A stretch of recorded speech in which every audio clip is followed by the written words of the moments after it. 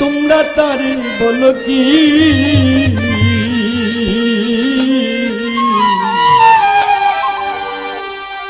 চাঁদের গায়ে চাঁদ লেগেছে, আমরা ভেবে করব কি চাঁদের গায়ে চাঁদ লেগেছে।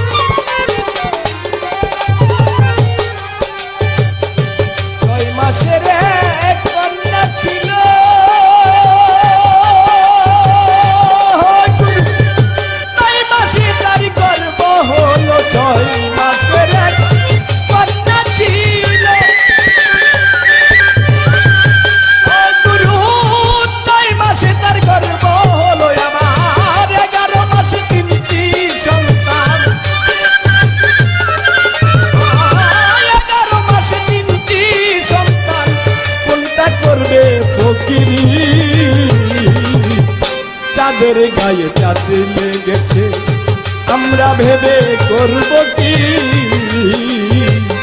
চাঁদের গায়ে চাঁদ লেগেছে।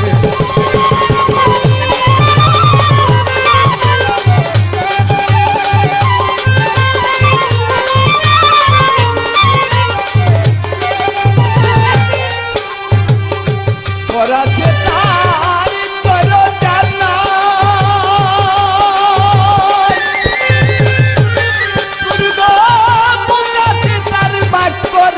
ঘর আছে তার দরজা নাই,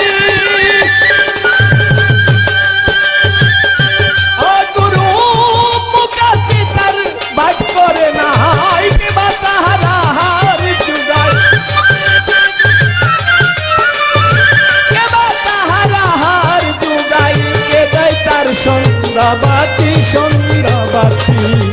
চাঁদের গায়ে চাঁদ লেগেছে, আমরা ভেবে করব কি চাঁদের গায়ে চাঁদ লেগেছে।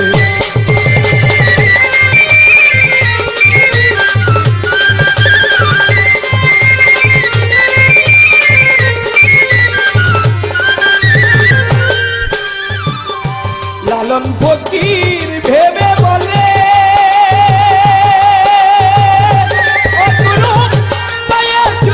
ছেলে মরে, লালন ফকির ভেবে বলে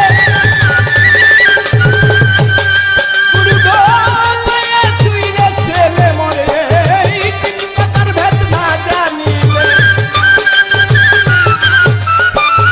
তিন কথার ভেদ না জানিলে তার হবে না ফকিরি। চাঁদের গায়ে চাঁদ লেগেছে, আমরা ভেবে করব কি চাঁদের গায়ে চাঁদ লেগেছে।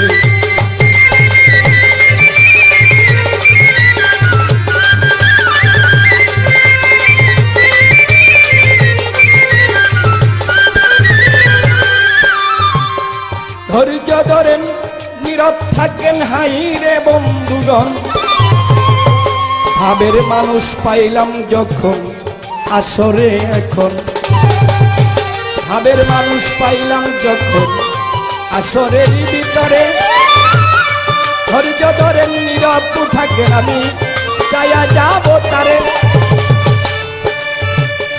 গুরু শিষ্য গানের পাল্লা বারেক বৈদাসী গুরুর পালাই, আমি শাহ আলম সরকার শিষ্যর পালাই গায়া, দয়ালেরই কাছে আমি কিছু যাব চাইয়া। কি যাব? লালন ফকির তার গানের মধ্যে বলেছে, জন্ম ভরা শুনি একটি সন্তান যদি জন্মগ্রহণ করে, মাই যদি তাকে দুধ না দেয় তাহলে সন্তান নাকি বাঁচে না। সাইদি বলেছে মায়ে ছুইলে ছেলে মরে, এই তিন কথার ব্যাত না জানিলে তার হবে না ফকিরি। দরদি আসলে কি তাই? মায়ে ছুইলে ছেলে যদি মারা যায় তাহলে ওই মা থাকার চাইতে না থাকা অনেক ভালো।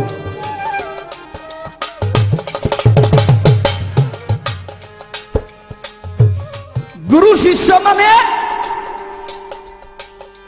একটি শিষ্য একটি গুরুর কাছে যখন হাত দেয়, হাত দিলে উনি পরিপূর্ণ একজন মুসলমান হিসাবে গণ্য হয়। বা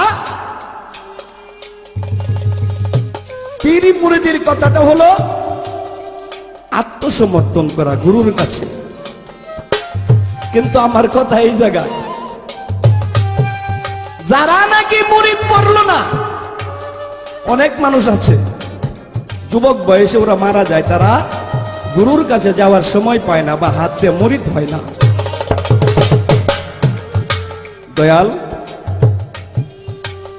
মুরিদ পড়লে যদি আপনাকে পাওয়া যায় বা স্রষ্টাকে পাওয়া যায়, নবীকে পাওয়া যায়, কিন্তু যারা মুরিদ না পড়ে যারা মারা গেল, তাদের অবস্থাটা কি? তারা কি তাদের নৈকট্য লাভ করতে পারবে না? রাসূলের সুপারিশ পাবে না। সর্বপ্রথম আমার দয়ালের কাছে একটি কথা জানার বিষয়, আর আমার গানটা সুন্দর করে একটু সোজা করে বলে দিবে। গানটার ভিতরে সাহিত্য কি বলেছে?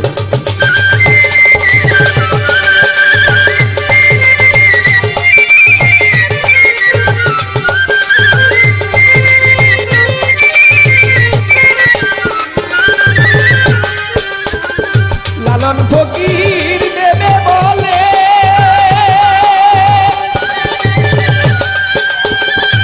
আরে ভুলো না,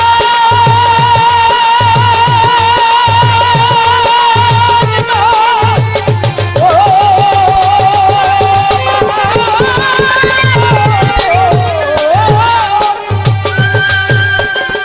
মায়ে চুলে ছেলে মরে, লালন ফকির দেবে বলে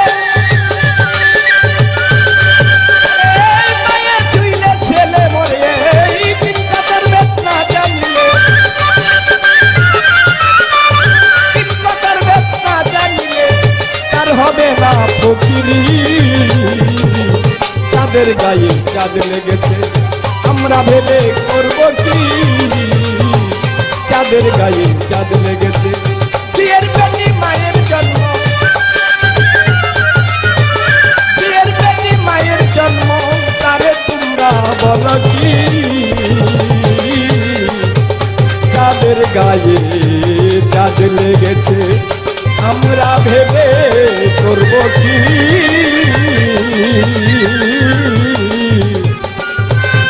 চাঁদের গায়ে চাঁদ লেগেছে।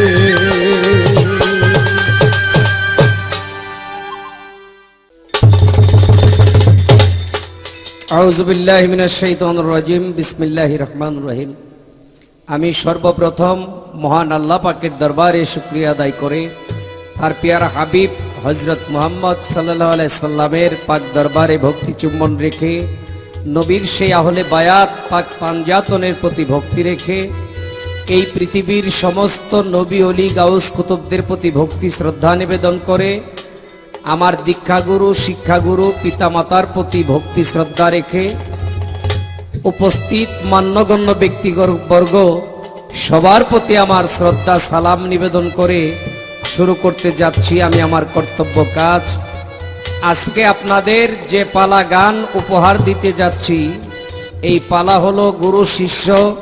আমি বারেক বৈদেশিক গুরু পক্ষে কিছু আলোচনা করব। আজকে আমার সঙ্গে যিনি শিষ্য পক্ষে গান করবে, আমারই শিষ্য ছাত্র ছোট শাহ আলম সরকার। তো শাহ আলম সরকার শিষ্য পক্ষ নিয়ে সে কিছু চাবে, আর আমি গুরুপক্ষ হয়ে চেষ্টা করব তার চাওয়াগুলো পূরণ করতে। তো বাবা, একটা কথা না বললেই নয়, যিনি গুরুপক্ষে গান করে তার উপরে কিছু গুরুত্বপূর্ণ দায়িত্ব থাকে। ওই দায়িত্বগুলো এমন দায়িত্ব যেগুলো এড়ানোর কোনো ভাব নাই। সর্বপ্রথমেই শিষ্যের যে চাওয়া গানের মধ্যে, আমাদের বাংলাদেশের সুনামধন্য সাধক লালন ফকিরের একটি গান গেয়ে আমার কাছে তার কিছু চাওয়া। কি চাওয়া? শুনছি ঝিয়ের পেটে মায়ের জন্ম, তোমরা তারে বলো কি চাঁদ? চাঁদের গায়ে চাঁদ লেগেছে, আমরা ভেবে করব কি? মায়ের পেটে ঝিয়ের জন্ম নেই, এটাই স্বাভাবিক। কিন্তু ফকির লালন তার গানের মধ্যে বলেছে ঝিয়ের পেটেই মায়ের জন্ম। আবার শেষ কথাটা বলেছে মাই শুইলে ছেলে মরে। জীবন বেড়ে শুনে আসতেছি মায়ে শুইলে সন্তানের আয়ু বাড়ে, কিন্তু ফকির লালন তার গানের মধ্যে বলেছে মায়ে শুইলে ছেলে মরে। এই গানের অর্থ কি? এই গানটা গেয়ে ফকির লালন কি বুঝাইয়াছেন মানুষদেরকে? আর মৌখিক একটি প্রশ্ন আছে তার, যে প্রশ্নটা হলো মুরিদ হইলে মুসলমান হয়। ইসলাম শব্দের অর্থ শান্তি, মুসলমান শব্দের অর্থ আত্মসমর্পণকারী। একটা মানুষ ওই পর্যন্ত মুসলমান হয় না যে পর্যন্ত আত্মসমর্পণ না করে। যে মুসলমান হয় না, আত্মসমর্পণ করে না, তার পক্ষে তো স্রষ্টার সন্ধান পাওয়াও সম্ভব না।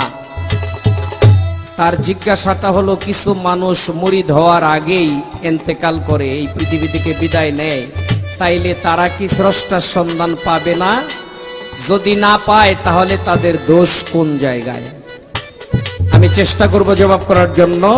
তার আগে আমার একটি গান থাকবে, যেহেতু ফকির লালনের গান গেয়ে আমাকে প্রশ্ন করা হয়েছে, আমিও চেষ্টা করব ফকির লালনের গান গেয়েই তার গানের জবাব মীমাংসা করার জন্য। ওরে সত্য ত্রেতা দাপর কলি, আমি শুনতে পাই কথা, আমি শুনতে পাই চাঁদ থেকে হয় চাঁদের সৃষ্টি, চাঁদে চাঁদময়।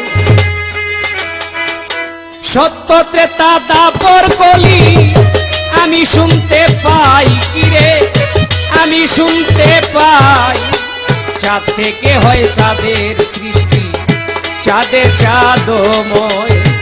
চাঁদ থেকে হয় চাঁদের সৃষ্টি, চাঁদে চাঁদময়।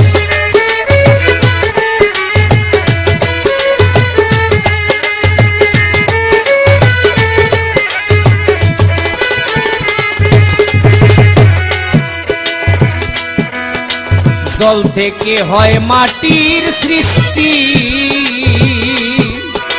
জাল দিলে জল হয় গো মাটি। জাল থেকে হয় মাটির সৃষ্টি,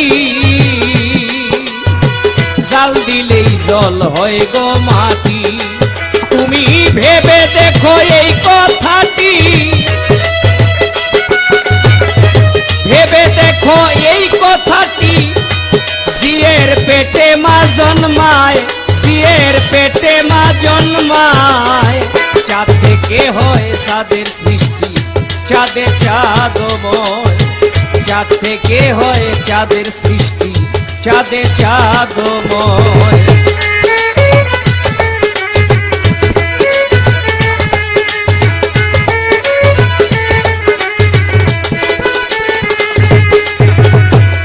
আবার এক নারীর নাম কলাবতী, 9 মাসে হয় গর্ভবতী। এক নারীর নাম কলাবতী, 9 মাসে হয় গর্ভবতী। 11 মাসে সন্তান 3টি, 11 মাসেই সন্তান 3টি। মেজুটায় ফকির হয়, মেজুটায় ফকির হয়। চাঁদ থেকে হয় চাঁদের সৃষ্টি, চাঁদে চাঁদময়।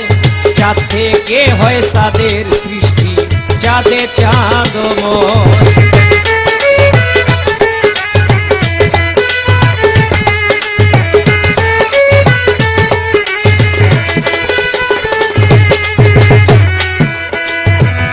এবার ডিমের মধ্যে কুসুম ছানা, ডাকলে যেমন কথা কয় না। ডিমের মধ্যে কুসুম ছানা, ডাকলে যেন কথা কয় না। সেথায় মাওলা রানা গুনা,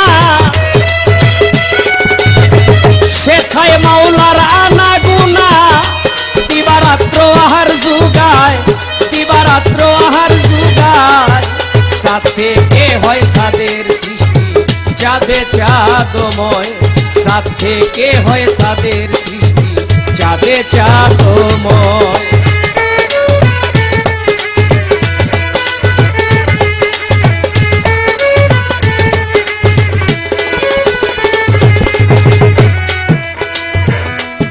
তার গানের মধ্যে কথা ছিল, শুনছি জিয়ের পেটে মায়ের জন্ম। জিয়ের পেটেই মায়ের জন্ম। আমরা মাটির মানুষ, আর এই মাটির জন্ম পানির মধ্যে। পানির মধ্যে যদি মাটির জন্ম হয়, আমরা মাটিকে মা বলি, তাইলে মায়ের জন্ম তো জিয়ের পেটেই হয়েছে। আবার পরের কথা হলো, মুখ আছে বাক্য নাই, ঘর আছে দুয়ার নাই, কে বা জুগায় আহার বিহার, কে জ্বালায় সন্ধ্যাবাতি। এই সন্ধ্যাবাতি মালিকে নিজেই জ্বালায়। যেমন ডিমের মধ্যে কুসুম ছানা, ডিমের মধ্যে যে বাচ্চা থাকে, ডিমের তো কোনো জানালা কপাট নাই, কিন্তু এরপরও এই বাচ্চা জীবিত থাকে। তাহলে এই বাচ্চাকে আহার বিহার কে করায়? স্রষ্টা নিজেই করায়। তারপরের কথা, 6 মাসের এক কন্যা ছিল, 9 মাসে তার গর্ভ হলো, 11 মাসে 3টি সন্তান। কোনটা করবে? ফকিরি। সনাতন ধর্মের কথা এখানে বলা হয়েছে, এক নারীর নাম কলাবতী। 9 মাসে হয় গর্ভবতী, 11 মাসে সন্তান 3টি, মেজোটাই তার ফকির হয়। লালন ফকির ভেবে বলে, ছেলে মরে মায়ে শুইলে। এই কথার মানে কি? এখানে একটু মাহিত্য আছে। কি মাহিত্য? মায়ে যদি মায়া ভরা মন নিয়ে ছেলেকে স্পর্শ করে, কোন মা যদি মায়া ভরা মন নিয়ে তার সন্তানকে স্পর্শ করে, ওই সন্তানের আয়ু ঠিক বাড়ে। আবার এই মায়া জাতির মধ্যেও একটা রূপ আছে, ওই রূপ ধারণ করে যদি কোনো মানুষকে সে স্পর্শ করে, তাহলে ওই মানুষটার আয়ু ক্ষয় হয়ে যাওয়ার সম্ভাবনা থাকে। ওই কথা ফকির লালন একটু ইঙ্গিত দিয়েছে। ইঙ্গিতটা কি? শুনো। মায়ে শুইলে ছেলের মরণ, জীব গুণে তা হয় গো ধারণ। মায়ে শুইলে ছেলের মরণ, জীব গুণে তা হয় গো ধারণ। কোথায় ভাবিয়া কয় ফকির লালন, ভাবিয়া কয় ফকির লালন, হাড়ি ভাঙবার নয়, হাতে হাড়ি ভাঙবার নয়। চাঁদ থেকে হয় চাঁদের সৃষ্টি, চাঁদে চাঁদময়।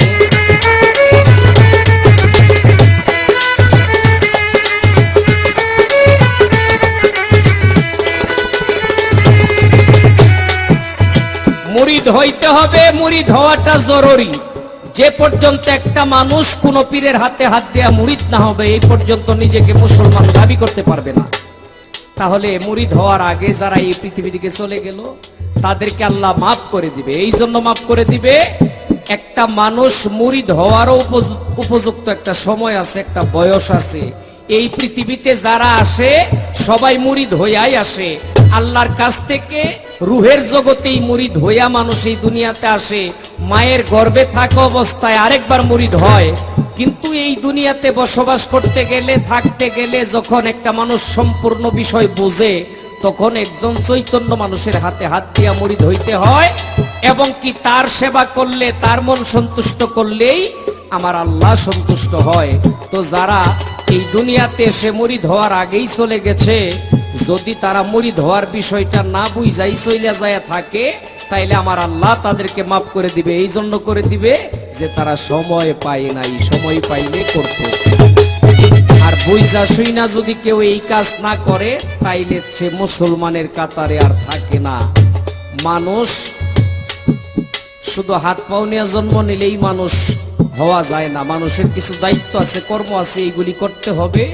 ওই দায়িত্ব, ওই কর্ম যে মানুষ না করে, ওই মানুষ আর পশু সমতুল্য হয়ে যায়।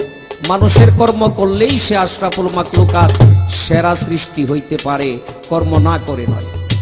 আমার ছোট্ট করে একটি কথা পরীক্ষামূলক থাকবে, দেখি শুরুতেই শিষ্য যে বিষয় আমার কাছে ছায়া গেছে গানের মধ্যে, একটা বিষয় অনুমান করতে পারছি যে এইগুলি বিষয় প্রথমেই চাইতে পারে গুরুর কাছে, তারেও কিছু পরীক্ষা করা যায়। আর যে স্কুলের মাস্টার তার দায়িত্ব ছাত্রকে পরীক্ষা করা, কারণ পরীক্ষা যদি তাকে আমি না দেই তাইলে সে ক্লাস উপরে যাইতে পারবে না। তুমি একটু জবাব করো তো, তুমি মুরিদ হইছো আমার কাছে, তুমি মুরিদ হইছো আমার কাছে, তোমার বাড়ি গাড়ি টাকা পয়সা ধন সম্পদ যত কিছু আছে সব কিছু আমার পায়ে অর্পণ করছো। সরিষা পরিমাণে যদি তোমার মধ্যে আমিত্ব থাকে তাহলে তোমার গুরু ভজন হবে না, আর গুরু ভজন না হইলে তোমার স্রষ্টাও তোমার প্রতি সন্তুষ্ট না। আমার একটু জানার বিষয়, তুমি বলবা তোমার সমস্ত কিছু আমারে দেয়া দিছো, কিন্তু তোমার বাড়িতে যে একজন আছে যিনি তোমার সহধর্মিনী, তার মন তুমি রক্ষা করো কি দিয়া? তুমি তো তোমার সবকিছুই আমারে দিয়ে দিছো, তাহলে তোমার স্ত্রীর মন তুমি কি দিয়া রক্ষা করো? তুমি কার সম্পদ কারে দাও? দেখি শিষ্য কি কয় উঠে। চাঁদ থেকে হয় চাঁদের সৃষ্টি, চাঁদে চাঁদময়, চাঁদ থেকে হয় চাঁদের সৃষ্টি, চাঁদে চাঁদময়, সত্য ত্রেতা দাপর কলি আমি শুনতে পাই, কথায় আমি শুনতে পাই, চাঁদ থেকে হয় চাঁদের সৃষ্টি, চাঁদে চাঁদময়, চাঁদ থেকে হয় চাঁদের সৃষ্টি, চাঁদে চাঁদময়।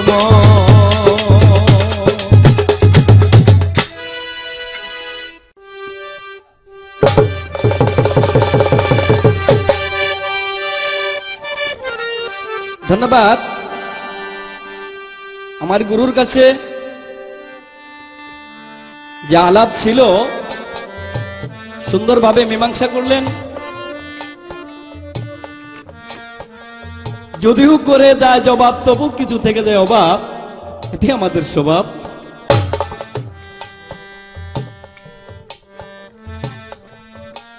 আমি প্রশ্ন করেছিলাম মুরিদ অর্থ হলো আত্মসমর্পণকারী। জবাব খুবই সুন্দর করলেন। তার পাশাপাশি একটি কথা, আমরা নাকি পূর্বে একবার মুরিদ পড়েছিলাম। আমরা যখন মায়ের উদরে আসলাম সেখানেও একবার গুরুর হাতে হাত দিয়ে আমরা মুরিদ পড়েছিলাম। এখানে আমার একটি কথা, যে কথাটা হলো যদি পূর্বে আমরা দুবার মুরিদ পড়ে থাকি তাহলে আমাদের এই জড়জগতে আবার এসে কেন মুরিদ পড়তে হবে? অভাবটা কিসের? যে অভাবের কারণে আবার এই পৃথিবীতে এসে একজন গুরুর হাতে হাত দিয়ে আমাদের মুরিদ হতে হবে।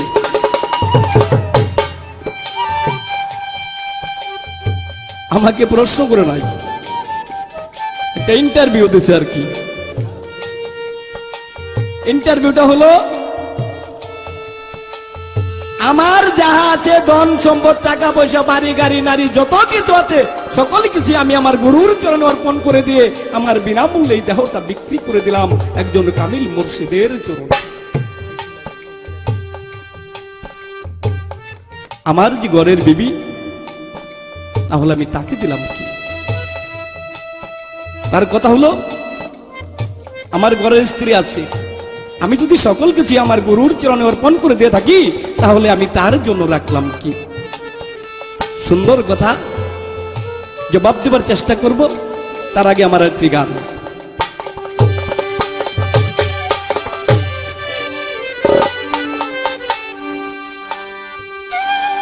জন্মের আগে খাইতে গেলাম, জন্মের আগে খাইতে গেলাম ভূতের বাড়ি নিমন্ত্রণ, উল্টা কথা ভাউ করিয়া দিয়া যাও হে গুরুদন, উল্টা কথা ভাউ করিয়া দিয়া যাও হে গুরুদন।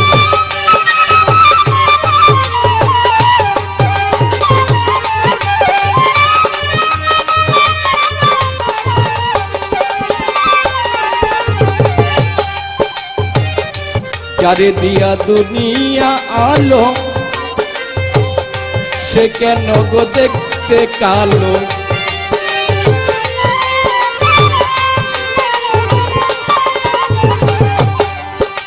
যারে দিয়া দুনিয়া আলো গুরু সে কেন গো দেখতে কালো আবার সাপের মনি ভেঙ্গি নিল সাপের মনি ভেঙ্গি নিল ময়ূর পালাই কি কারণ উল্টা কথা ভাউ করিয়া দিয়া যাও হে গুরুধন উল্টা কথা ভাউ করিয়া দিয়া যাও হে গুরুধন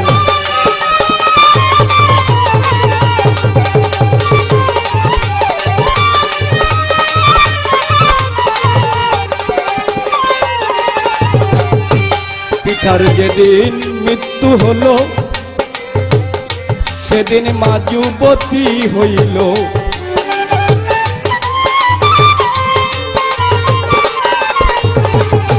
পিতার যেদিন মৃত্যু হলো গুরু সেদিন মা যুবতী হইল আগেই ছেলে জন্ম নিল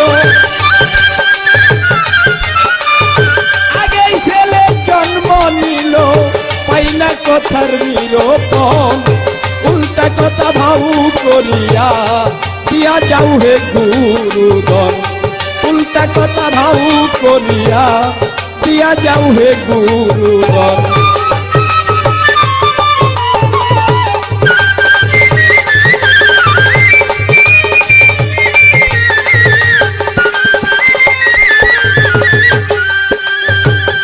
ভাইয়ের দেখা হলো পথে বগ্নি এলো উঠে রথে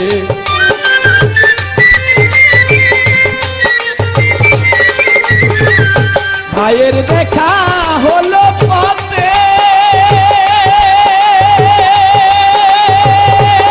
গুরু ভগ্নি এলো উঠে রথে আবার অমাবস্যা পূর্ণিমাতে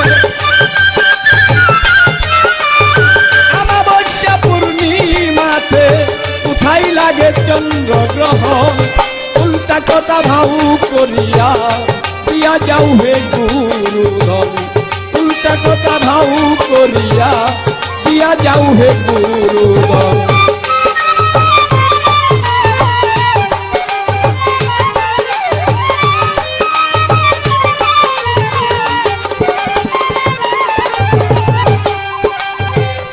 শিয়ালের সিং সাপেরই পাও দয়ালা মাই নিয়ে দেখাও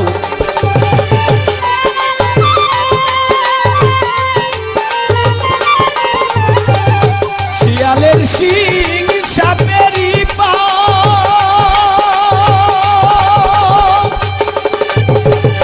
দয়ালা মাই নিয়ে দেখাও দালাল বলে ঠিক বলে যাও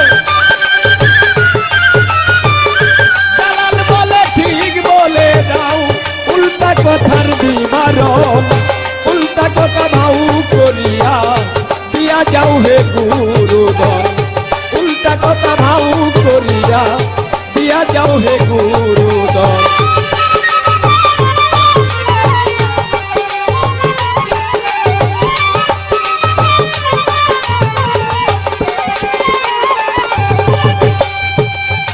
আজকে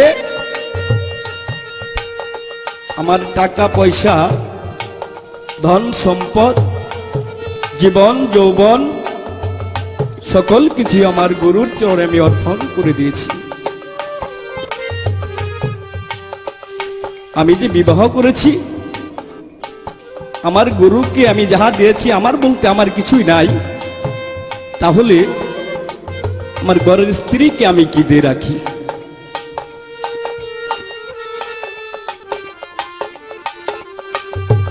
আমার বলতে আমার কিছুই থাকে না যখন আমি যাই আমার দয়ালের কাছে মুড়ি থইবার লাগিয়া আমিত্ব যদি আমার মধ্যে থাকে তাহলে গুরু ভজন হবে না এই দুনিয়ায় আসিয়া। আমিত্ব যদি থাকে আমার মধ্যে আমার গুরু ভজন হবে না।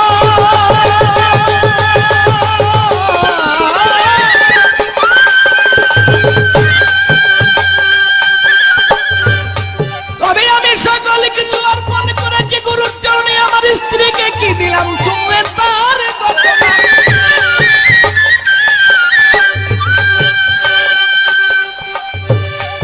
যেদিন আমি আপনার কাছে মুরিদ হয়েছি ও দয়াল,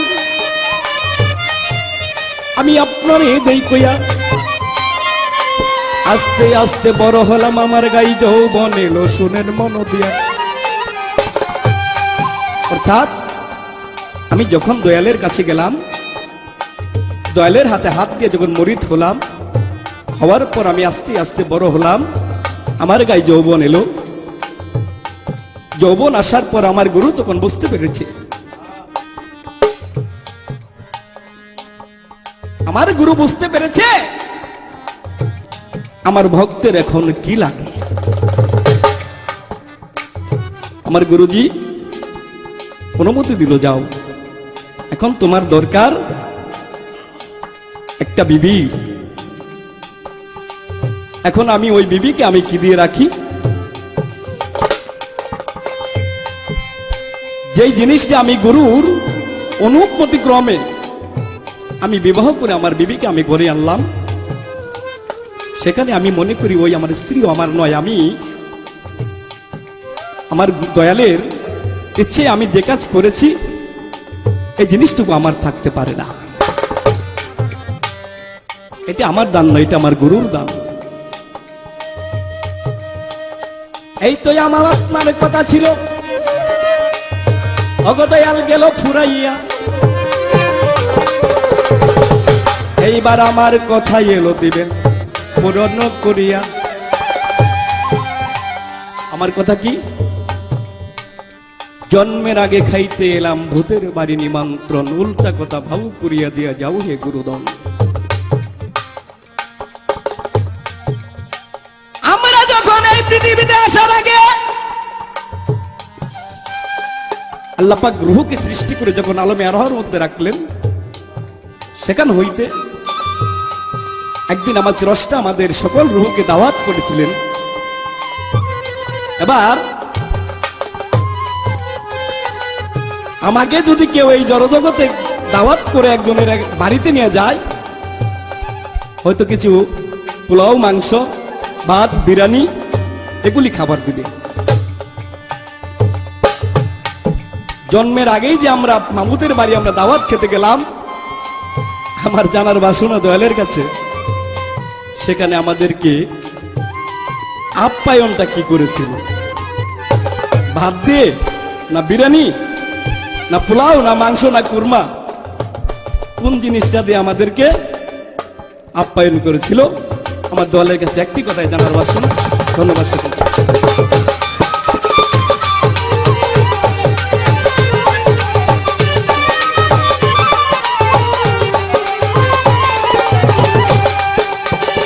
শিয়ালের সিং সাপেরই পাও, দয়াল আমায় নিয়ে দেখাও।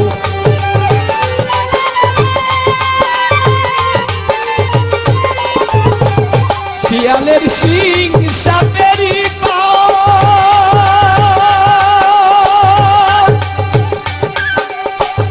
দয়াল আমায় নিয়ে দেখাও। দালালে কই ঠিক বলে দাও,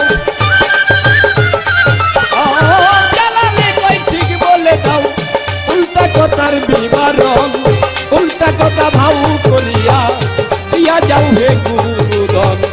উল্টা কথা ভাউ করিয়া দিয়া যাও হে গুরু।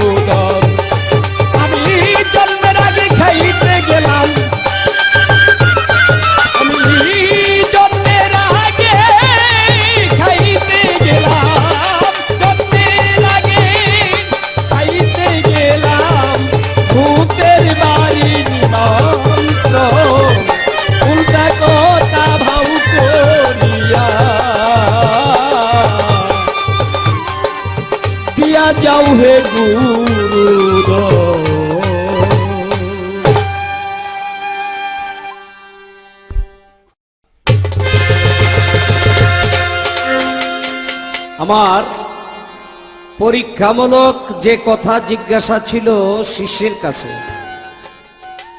আমার পরীক্ষামূলক প্রশ্নের জবাব দিয়ে এইবার তার একটি গান শুনলাম। বাউল সাধক কবি জালালউদ্দিন খাঁ একটি গানে বলা হয়েছে, জন্মের আগে খাইতে গেলাম ভূতের বাড়ি নিমন্ত্রণ, উল্টা কথা ভাও করিয়া দিয়া যাও হে গুরুধন। আমরা এই দুনিয়াতে আসার আগে আল্লাহ সমস্ত রুহুদেরকে দাওয়াত করেছিলেন, আর দাওয়াত দিয়ে আমার আল্লাহ এই রুহুদেরকে কি খাওয়াইয়াছিলেন, অর্থাৎ কি দিয়ে আপ্যায়ন করলেন। একটা কথা বলি, শাহ আলম সরকার, আল্লাহ যদি দাওয়াত দেয়া নিত তাইলে কি খাওয়াইছে কিংবা না খাওয়াইছে এই বিষয়ে কিছু বলা যেত। গানের মধ্যে কিন্তু বলা হয়েছে জন্মের আগে খাইতে গেলাম ভূতের বাড়ি নিমন্ত্রণ। আল্লাহ আর ভূত তো দুই জিনিস। ভূতের বাড়ি নিমন্ত্রণ, এই ভূত কি এটা আগে বুঝতে হবে। একটা কথা বলেছে যে যদিও অনেক সুন্দর জবাব তারপরও থাকে অভাব, এটা আমরা বাউলদের স্বভাব, এটা বাউলদের স্বভাব। তবে সব বাউলের স্বভাব এরকম না। যেহেতু তুমি শিষ্য, তোমারে যদি আমি না বলি তাইলে আর কেউ বলবো না, আমারই বলতেই হবে। বাউলের স্বভাব সব বাউলের এক না। যদি তাই হইতো, আমাদের বাংলাদেশের অনেক বাউল শিল্পী যারা এই পৃথিবী থেকে বিদায় নেওয়ার আগে এলাকার মানুষকে দাওয়াত দিয়া বইলা গেছে যে আমি অমুক দিন ওই টাইমে এই পৃথিবী থেকে চলে যাব, গেছেও একই টাইমে, তাহলে দেখা গেল সবারই স্বভাব এক না। তো স্বভাবটা যার তার। আমি যদি আমার স্বভাবটা ভালো রাখি তাইলে ভালো, তুমি যদি তোমার স্বভাব ভালোভাবে ধারণ করো তাহলে ভালো, আর যদি উল্টাপাল্টা করো তাইলে উল্টাপাল্টা হবে। পঞ্চভূত, পঞ্চভৌতিক এই দেহ, আমাদের এই দেহটা পঞ্চভূতে সৃষ্টি। কিরকম পঞ্চভূত? আগুন, মাটি, বাতাস, পানি, নূর, এই পাঁচটা বস্তু দিয়ে আমাদের এই মানব দেহটা সৃষ্টি। এই পাঁচটা বস্তুকে ভূত বলে আখ্যায়িত করা হয়েছে। জন্মের আগে খাইতে গেলাম ভূতের বাড়ি নিমন্ত্রণ, উল্টা কথা বাউ করিয়া দিয়া যাও হে গুরুদন। মা যেদিন যুবতী হলো ওই দিন বাবার মৃত্যু হলো, আগেই ছেলে জন্ম নিল, পাই না কথার নিরূপণ। এই জায়গায় একটু রহস্য আছে। আবার বলছে যারে দিয়া জগৎ আলো তারে কিনা দেখতে কালো, সাপের মনি বেঙ্গি নিল, ময়ূর পালায় কি কারণ। এই জায়গাটার মধ্যেও কিছু রহস্য আছে। আমি একটা গান করি, গুরুপক্ষের একটি গান গেয়ে পরে জবাবটা দেই। আমাদের কিছু অভাব আছে, যে অভাবটা সবচাইতে বেশি এটা হলো আমাদের সবুরের অভাব। আমাদের মধ্যে সবুর কম। এই ধৈর্য শক্তি, এই সবুর যদি আমাদের মধ্যে পরিপূর্ণ থাকতো তাইলে আমরা অতি সহজেই পরিপূর্ণ হয়ে যাইতে পারতাম বা হওয়া সম্ভব হইতো। ফকির লালন কি বলেছে গানটার মধ্যে শোনো। একবার সবুরেরই দেশে বই দেখি দম কষে, উঠিস না রে ভেসে পেয়ে যন্ত্রণা, রবে না এ ধন, তোর রবে না এ ধন জীবন যৌবন, তবে কেন মন এত বাসনা, রবে না এ ধন। একবার সবুরেরই দেশে ওই দেখি দম কষে, উঠিস না রে ভেসে পেয়ে যন্ত্রণা, রবে না এ ধন জীবন যৌবন, তবে কেন মন এত বাসনা, রবে না এ ধন।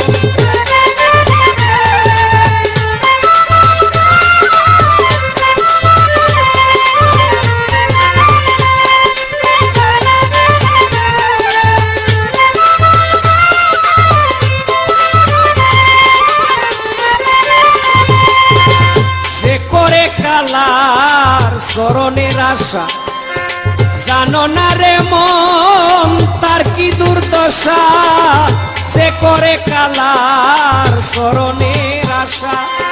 জানো না রে মন তার কি দুর্দশা, ভক্ত বলি রাজা ছিল সর্বস্ব দম দিল।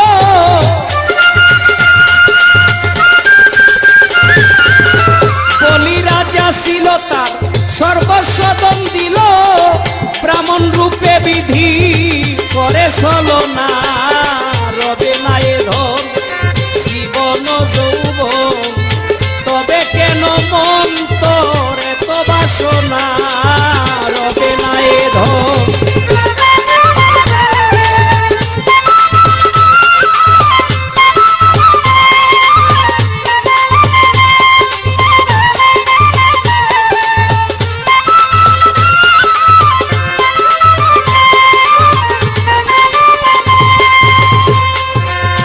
অহল্লা চরিত্র দেখো চিত্ত ধামে, কত কষ্ট পেল সেই হরি নামে।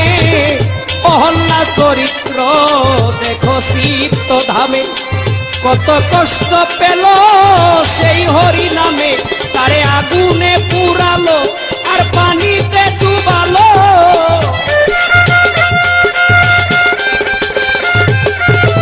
আগুনে পুরালো আর পানিতে ডুবালো, তবু না ছাড়িল শ্রীনাম সাধনা। রবে না এ ধন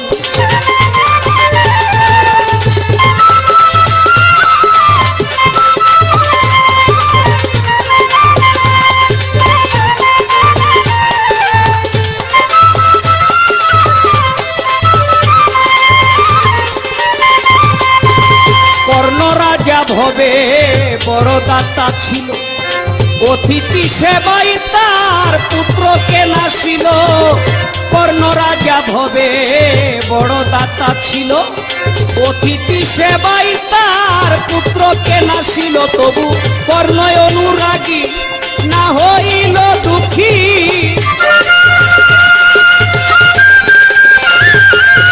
কর্ণ অনুরাগী না হইল দুঃখী। অতিথির মন সে করে সান্ত্বনা। রবে না এ ধন জীবন যৌবন, তবে কেন মন তোর এত বাসনা। রবে না এ ধন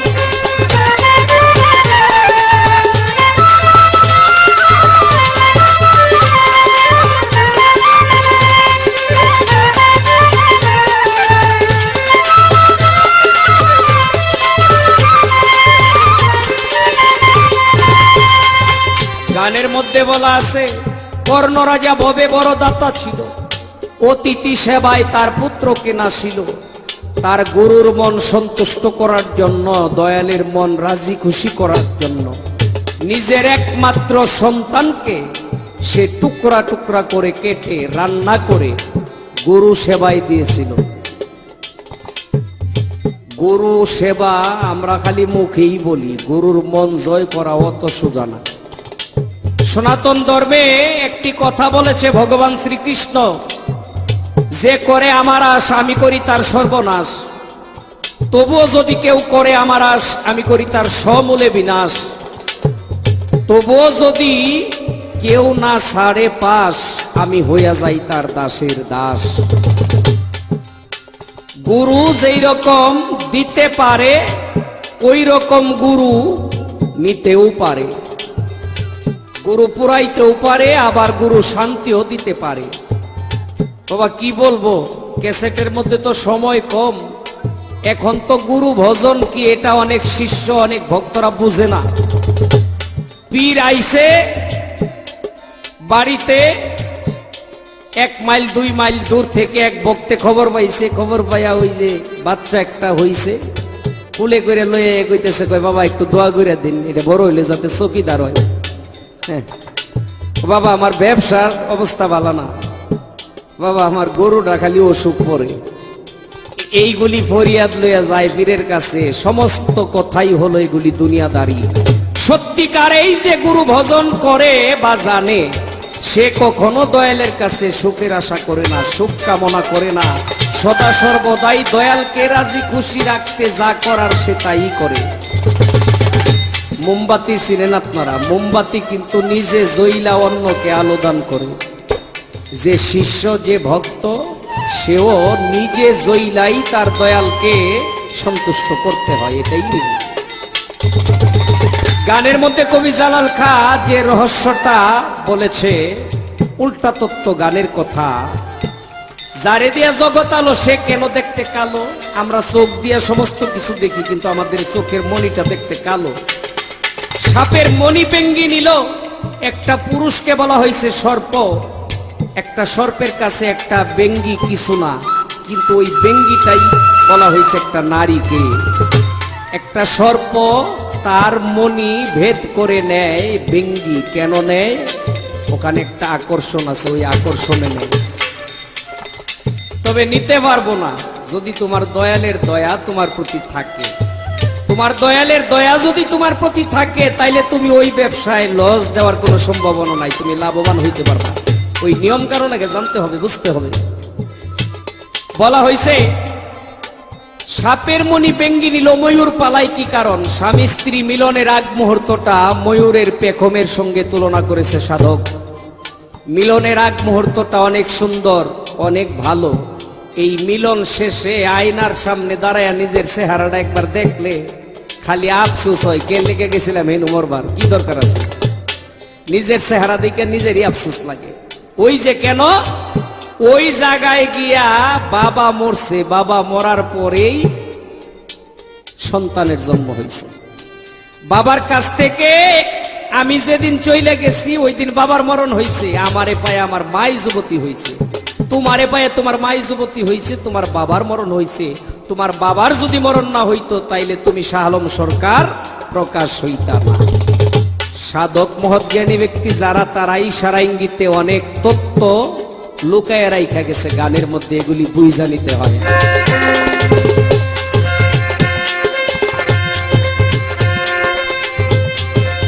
রামের ভক্ত লক্ষণ ছিল সর্বকালে, শক্তিশাল হানিল তার বক্ষস্থলে। রামের ভক্ত লক্ষণ ছিল সর্বকালে, শক্তিশাল হানিল তার বক্ষস্থলে। রামচন্দ্রের প্রতি তবু না ছাড়িল ভক্তি,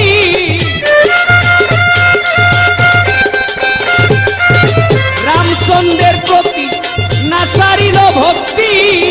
লালন বলে করমন এই বিবেচনা, রবে না এ ধন জীবন যৌবন, তবে কেন মন এত বাসনা, রবে না এ ধন।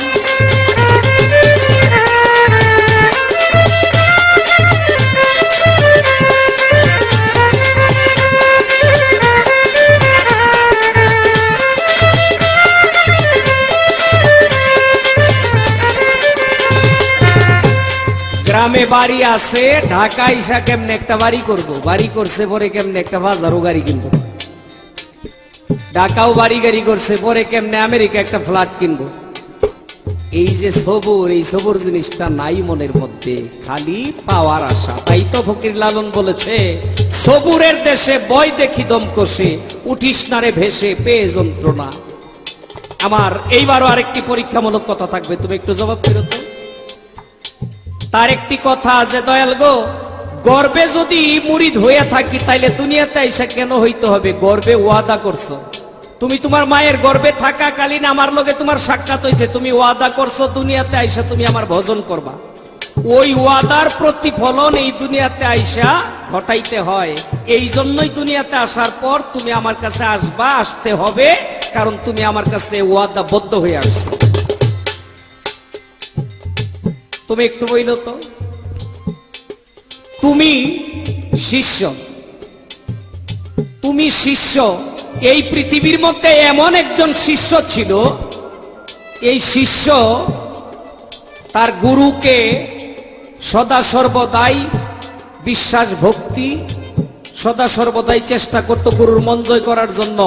একদিন গুরু বলতেছে, শিষ্য তুই এই কর্মটা কর। কয় না দয়াল আমি করব না।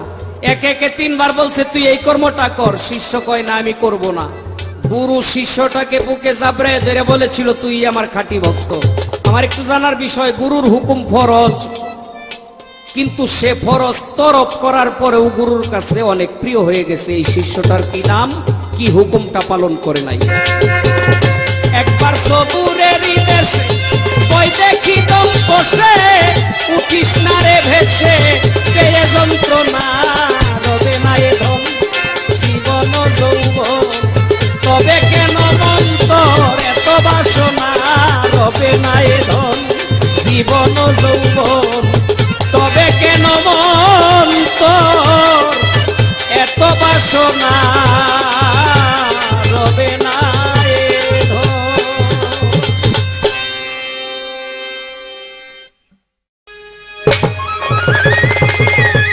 ধন্যবাদ। আমার গুরুর কাছে যে আরাধনা ছিল,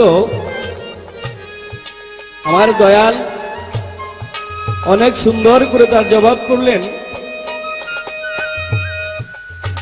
তবে একটি কথা আমার কাছে আবারও রাখলেন, আল্লাহর হুকুম ফরজ আর গুরুর হুকুম হলো দাইবি ফরজ, যেটা অতি তাড়াতাড়ি পালন করতে হয়। আমার কাছে জানতে চেয়েছে, একজন গুরু তার ভক্তকে বললেন, তুমি এটা করিও না। ভক্ত আবার বললেন, আমি এটা করবই। আবারও বললেন, তুমি এই কাজ করিও না। উনি আবারও বললেন, এই কাজ আমি করব। আবার বললেন, তুমি এই কাজ করিও না। একে একে তিনবার যখন বললেন, তিনবার বললেন আমি এই কাজ করব। তাহলে এখানে গুরুর কথা ওভারটা খেয়ে যায়। এমন কি কাজ করলেন, বারবার নিষেধ করা সত্ত্বেও সেই কাজটা করলেন। তার জবাব দেওয়ার চেষ্টা করব। একটি কথা শুনতে পেলাম, আমি যদি ভক্ত তোমার নাম না নেই, তাহলে তোমার নাম আর কেউ নেবে না। আমি আমার দয়ালকে বলবো, আমি যদি আপনার নাম না নেই, আপনি যে দয়াল, এই নামটা কোথাও থাকবে না। একমাত্র ভক্তই রাখতে পারে আপনার নাম। ভক্ত ছাড়া আপনার নাম আর নেওয়ার মতো কেউ নাই। আমার নবী পাক সাল্লাল্লাহু আলাইহি সাল্লামের নূরকে যখন সৃষ্টি করলেন পাক পরওয়ার, নূরকে প্রথম জিজ্ঞাসা করলেন, তুমি কে? নূরে বললেন, আমি আমি, তুমি তুমি। স্পষ্ট ভাষায় দলিল তার প্রমাণ করেছেন। প্রথমে হযরত মুহাম্মদ মুস্তাফা সাল্লাল্লাহু আলাইহি সাল্লাম আমার স্রষ্টাকে স্বীকার করেছিল, বলেছিল লা ইলাহা ইল্লাল্লাহ, আর আমার আল্লাহ বলেছিল মুহাম্মাদুর রাসূলুল্লাহ সাল্লাল্লাহু আলাইহি সাল্লাম। সেখানে আল্লাহর কোনো অস্তিত্ব থাকতো না যদি আমার মুহাম্মদ নূর, আমার নবী করিম সাল্লাল্লাহু আলাইহি সাল্লাম যদি আমার আল্লাহর নাম তিনি স্বীকার না করতেন। এখানে আপনি গুরু, আমি শিষ্য, আমি যদি আপনার নাম যদি আমি না নেই, তাহলে এই জগতের মধ্যে আর কেউ নাই আপনার নাম প্রকাশ করে। তো আমি যে কথাটা আমার কাছে রেখেছেন, আমি কথাটা মীমাংসা করব। হয়তো আমার শেষ আসর, এটি আমার শেষ গান, আমি আর দাঁড়াবো না। ভুল ত্রুটি হলে সকলেই ক্ষমা দৃষ্টিতে দেখবেন।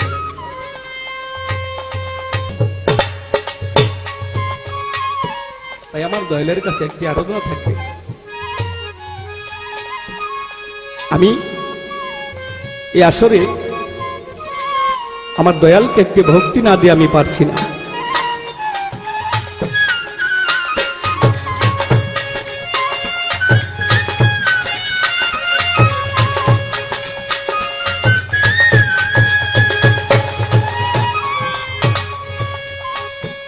দরদি, আমার শেষ আসরে একটি জানার থাকবে।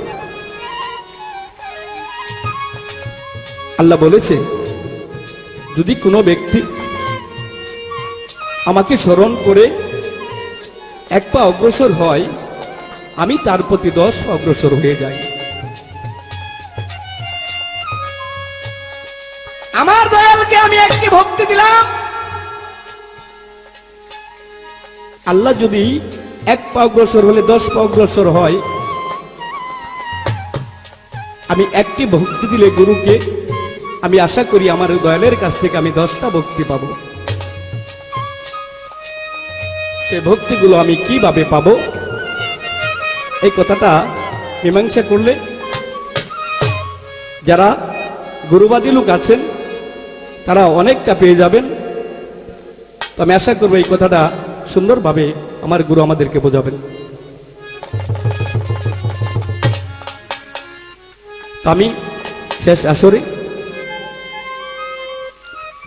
আমি একটি ভজন গান দিয়ে আমার আসর আমি সমাপ্ত করব। তুমি বিনে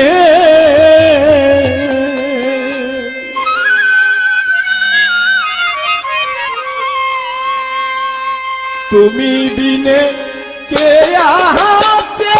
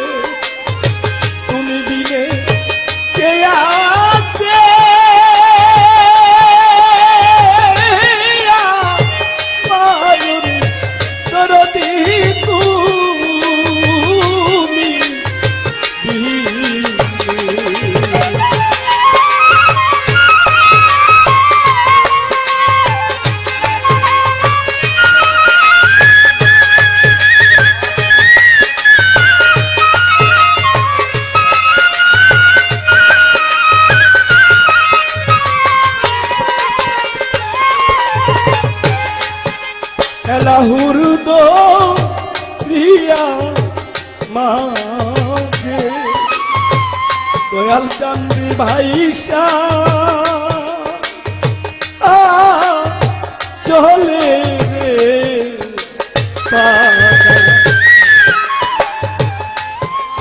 লাহুর দো প্রিয়া মাঝে ওবার বাইশা চলে রে পানা কতদিনে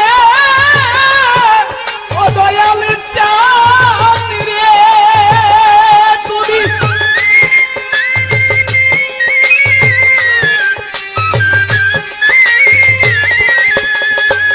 আরে তুমি কত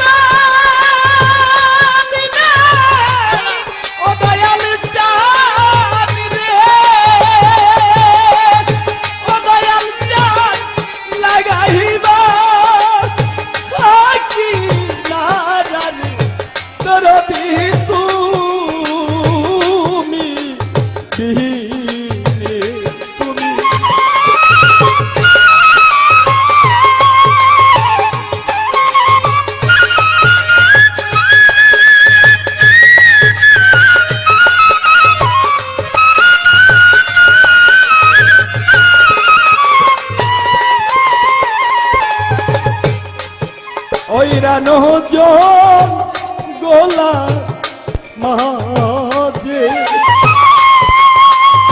দয়াল চান্দ্রে ভাইসা বান্ডা ছিলাম রে ওইরানো জন গোলা মাঝে ওবার একটা বান্দা ছিলাম রে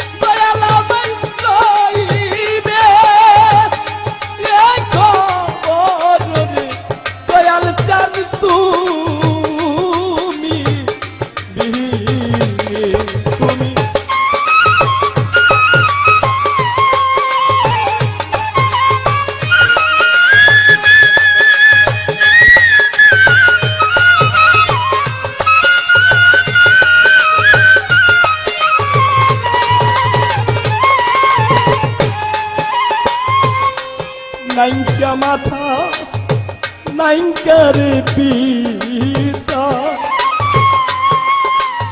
দয়াল চান্দ্রে নাইকা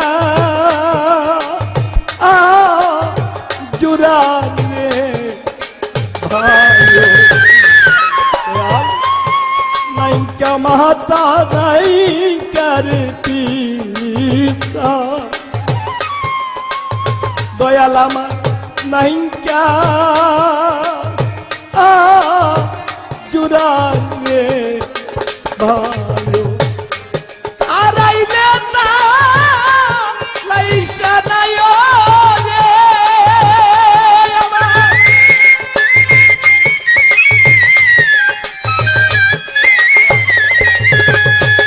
আরে আমি হারাইলে না লাইসা নাই রে দয়াল কান্দে মরলে না আইকা দুয়ারে দরদি তুমি বিনে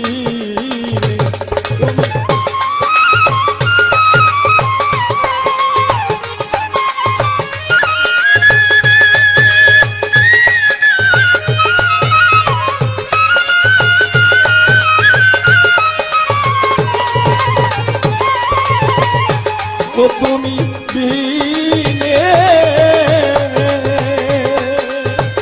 তুমি বিনে কে আছে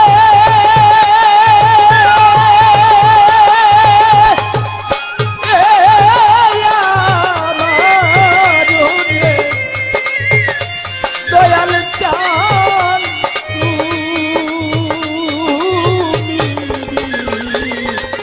তুমি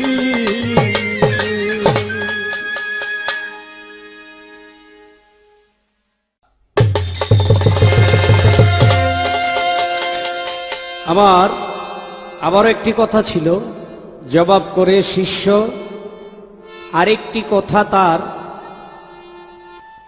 আল্লাহ বলেছে যদি আমার কোনো বান্দা আমার দিকে 1 পা অগ্রসর হয় আমি আল্লাহ তার দিকে 10 পা অগ্রসর হই। যদি এই কথা সত্য হয়ে থাকে তাহলে আপনি আমার দয়াল, আপনি আমার গুরু, আমি আপনাকে একটি ভক্তি দিলে আপনার কাছে তো আমি 10টি ভক্তি পাবো। এই 10টা ভক্তি কিভাবে পাবো? শাহ আলম সরকার একটা বিষয় আগে বুঝতে হবে তোমার, ভক্তি কি, সেজদা কি, আর অগ্রসর হওয়া কি। ভক্তি দেয় মুক্তির জন্য, শিষ্য ভক্তি করে, ভক্তয় ভক্তি দেয় তার নিজের মুক্তির জন্য। কিন্তু আল্লাহ তো কারো দায় ঠেকে নাই যে আল্লাহ ভক্তি দেয়া মুক্তি নিব। মালিক সে, তার মুক্তির প্রয়োজন নাই, সে নিজে মুক্ত। আর এই যে 1 পা অগ্রসর হলে যে আল্লাহ 10 পা অগ্রসর হয়, এই কথাগুলি এক শ্রেণীর মানুষের কথা। যারা গুরুবাদী মানুষ, যারা গুরুবাদ বিশ্বাস করে তাদের মত আবার একটু ভিন্ন। ওই এক শ্রেণীর মানুষের কথাও যদি ধরি, যদি আল্লাহ এই কথা বইলেই থাকে যে আমার দিকে 1 পা অগ্রসর হলে আমি 10 পা অগ্রসর হই, আল্লাহ কেন 10 পা অগ্রসর হয়? তুমি যদি একবার তোমার মালিকের স্মরণ করো তাহলে তোমার মালিক তোমারে 10 বার স্মরণ করবে। আর তোমার মালিক তোমারে যত স্মরণ করবে ততই তুমি মুক্ত হইতে পারবা। তোমার পাপের, তোমার অন্যায়ের পরিমাণ যতই থাকুক, স্রষ্টার মাপের পরিমাণটা আরো অনেক বেশি। অর্থাৎ ভক্ত শিষ্য ভক্তি দেয় নিজে মুক্তি পাওয়ার জন্য, এই জন্যই ভক্তি দেয়। আর যদি একটু গুরুবাদ নিয়ে বলি, শুধু গুরুবাদ কেন, কুরআন দিয়ে যদি বলি, তাহলে আল্লাহ তোমার শাহরগের চাইতেও নিকটে। তোমার শাহরগের চাইতেও নিকটে যদি তোমার স্রষ্টার স্থান হয়, ওই জায়গায় যদি আল্লাহ থাকে, তাহলে 10 পা অগ্রসর হওয়ার তো কোনো জায়গা দেখি না। তোমার মধ্যে আছে, শুধু তুমি তোমাকে চেনো, তুমি তোমাকে খুঁজো, তোমাকে খুঁজলেই তুমি তাকে পেয়ে যাবা। তোমারে যদি তুমি খুঁজে পাও তাইলে তুমি তাকে পাইবা। এই যে গান করতেছি আমি বারেক বৈদেশি, বেহালা বাজায় হাত দিয়ে, এটা বারেক বৈদেশির হাত, এটা বারেক বৈদেশির মাথা, এটা মুখ, কিন্তু বারেক বৈদেশি কোথায়? শাহ আলম সরকারের মাথা, চোখ, নাক, কান, হাত, পাও সব দেখতেছি, শাহ আলম কোথায়? তোমার ভিতরে যে শাহ আলম কথা বলে, যে শাহ আলম গান গায়, এই শাহ আলমটাকে বাহির করে তুমি দেখো, তাইলেই তোমার স্রষ্টা দেখা হবে, তুমি তোমার মুর্শিদকে পেয়ে যাইবা। এই হলো বিষয়। আরেকটা বিষয় হলো ভক্তি। ভক্তি নিয়ে যদি আলোচনা করি তাইলে কয়েক রাত্র গান করা যাবে এই ভক্তি সম্বন্ধে আলোচনা করলে। ক্যাসেটের মধ্যে যত সময় নাই, এরপরও যতটুকু সম্ভব সংক্ষেপে একটি কথাই বললাম যে আল্লাহর 10 পা অগ্রসর হওয়ার কোনো প্রয়োজন নাই, আল্লাহর 10টা ভক্তি দেওয়ারও ভক্তরে কোনো প্রয়োজন নাই, কারণ সে নিজে এক ভক্তি দিয়েই বইরে রয়েছে। আমার নবী যখন মেরাজে গেল, আমার আল্লাহ ভক্তিরত অবস্থায়, সেজদারত অবস্থায়। এখন আল্লাহরে জিজ্ঞাসা করে আমার রাসূল যে আল্লাহ গো, আমরা তো আপনার কর্ম করি, আপনার ইবাদত করি, আপনি কার ইবাদত করেন? আল্লাহর তরফ থেকে জবাব আসলো, আমি আমার হাবিবের ইবাদত করি, আমি আমার হাবিবের নামের দুরূদ পড়ি। যে দুরূদ হলো মুহাম্মদুর রাসূলুল্লাহ। আল্লাহ কয় লা ইলাহা ইল্লাল্লাহ, আর আমার দিনের নবী বলে মুহাম্মদুর রাসূলুল্লাহ। আল্লাহ কয় মুহাম্মদুর রাসূলুল্লাহ, নবী কয় লা ইলাহা ইল্লাল্লাহ। এই কালেমা তাইয়্যিবাটাকে ফরজ করা হয়েছে, সুন্নত করা হয়েছে। লা ইলাহা ইল্লাল্লাহ এইটুকু সুন্নত, মুহাম্মদুর রাসূলুল্লাহ এইটুকু ফরজ। কারণ ফরজটুকু আল্লাহর মুখ দিয়ে বাইরেছে, আর সুন্নতটুকু নবীর মুখ দিয়ে বাইরেছে। তে ভক্তের অধীন ভগবান, এই কথা সত্য।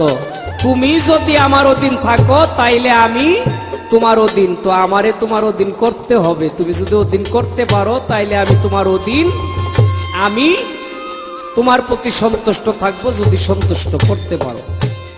শেষ করলাম, একটি বিচ্ছেদ গান শুনলাম, গুরু ভজন বা ভজন বিচ্ছেদ। তো ভজন বিচ্ছেদের পাশাপাশি আমার একটা গুরু বিচ্ছেদ থাকবে। তুমি তোমার মালিকের কি কর্ম করলে খুব সহজে তাড়াতাড়ি পাইবা, এই বিষয়টা এই গানের মধ্যে একটু লক্ষ্য করলেই হবে। ও দুই চোখের জলার প্রাণের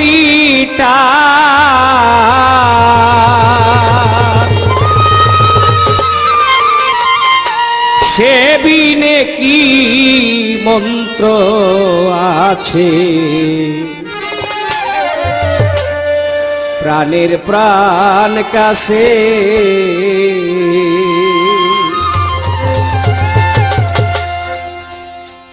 আমি যদি তোমার মধ্যে না থাকি তাইলে তুমি একটা আঙ্গুল লড়াইবা, এই শক্তি এই পাওয়ার তো তোমার নাই। তাইলে তুমি কেমনে ভক্তি দিলা? যে ভক্তিটা দিছো এইটাও তো আমার, কারণ তুমি আমার সম্পদ লয়ে চলতেছো। তোমার মধ্যে 10টা ইন্দ্রিয়, এই 10টা ইন্দ্রিয় শক্তি আমি তোমারে দিছি। যদি আরেকটু কাছাকাছি বলি তাহলে এই কথাই বলতে হয়, তারে আখি নিরে টেনে আনো প্রাণের প্রাণ কাছে, তারে আখি নিরে টেনে আনো প্রাণের প্রাণ কাছে।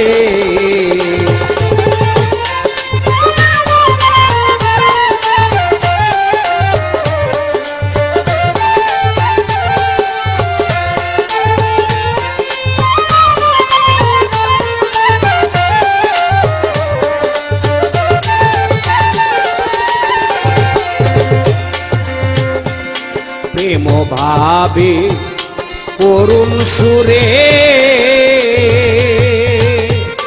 ডাকার মতো ডাকলে তারে রে, প্রেম ভাবে করুণ সুরে ডাকার মতো ডাকলে তারে রে, অমনি আসবে নেচে নেচে,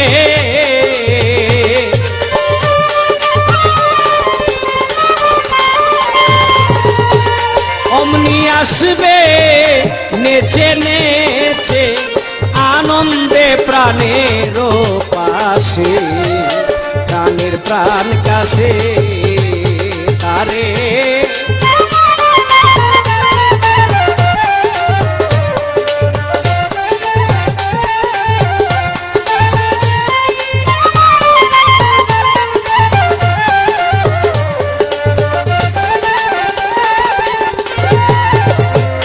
মানুষ ভবে খেলার পুতুল, খেলছে খেলা দুলদুল দুল রে। মানুষ ভবে খেলার পুতুল,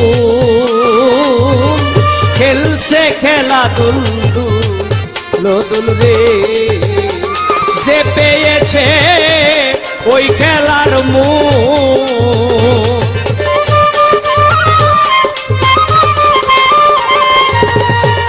যে পেয়েছে ওই খেলার মূল, মায়ের কুল সারিয়া গেছে প্রাণের প্রাণ কাছে তারে। আখিনী রে টেনে আনো প্রাণের প্রাণ কাছে।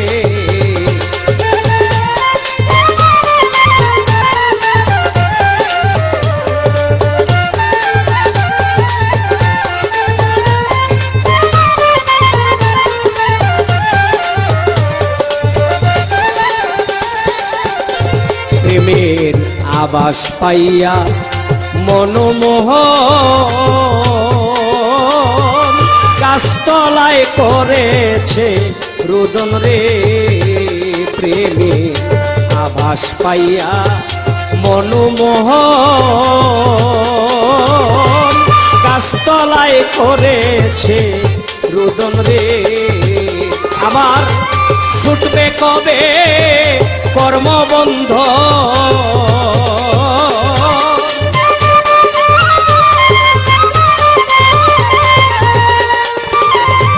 ছুটবে কবে কর্মবন্ধন, জন্ম মরণ যাবে বসে প্রাণের প্রাণ কাছে তারে। আখিনী রে টেনে আনো প্রাণের প্রাণ কাছে। ও দুই চোখের জলার প্রাণেরই টান, চোখের জলার প্রাণেরই টান, সে বিনে কি মন্ত্র আছে প্রাণের প্রাণ কাছে তারে। আখিনী রে টেনে আনো প্রাণের প্রাণ কাছে।